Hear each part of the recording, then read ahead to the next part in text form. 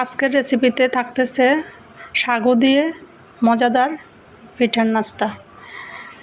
Hello everyone, আসসালামু আলাইকুম। সবাই কেমন আছেন? আশা করছি সবাই ভালো আছেন।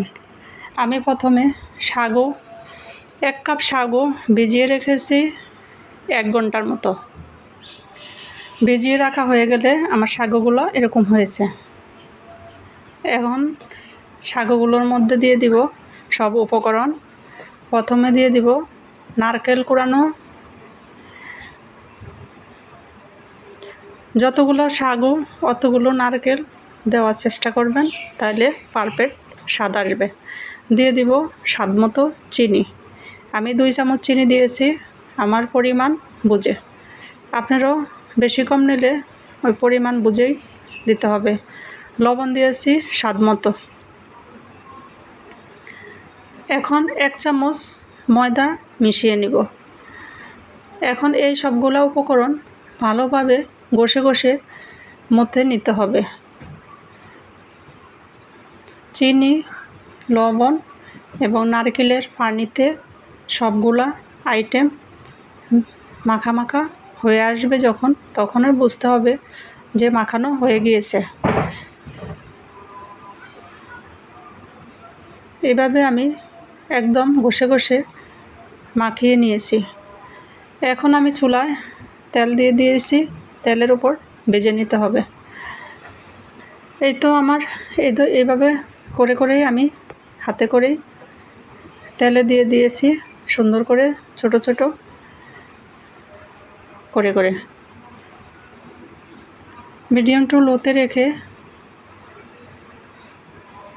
আমি আস্তে আস্তে সবগুলো নাস্তা দিয়ে দিব।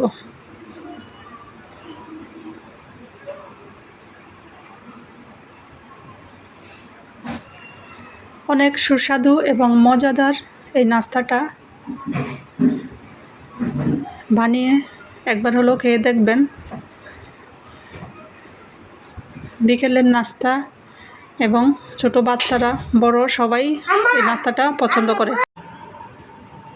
এখন এপিট ওপিট করে সুন্দর করে ভেজে নিতে হবে এই নাস্তাটাকে।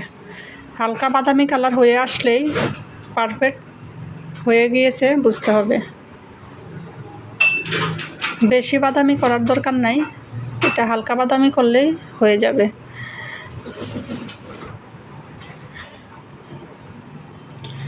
আমার ভিডিও যদি ভালো লেগে থাকে লাইক কমেন্ট শেয়ার দিয়ে সবাই সহযোগিতা করবেন।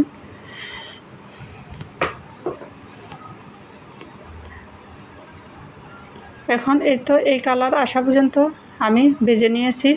এখন সবগুলো নাস্তা আমি উঠিয়ে প্লেটে নিয়ে নিব।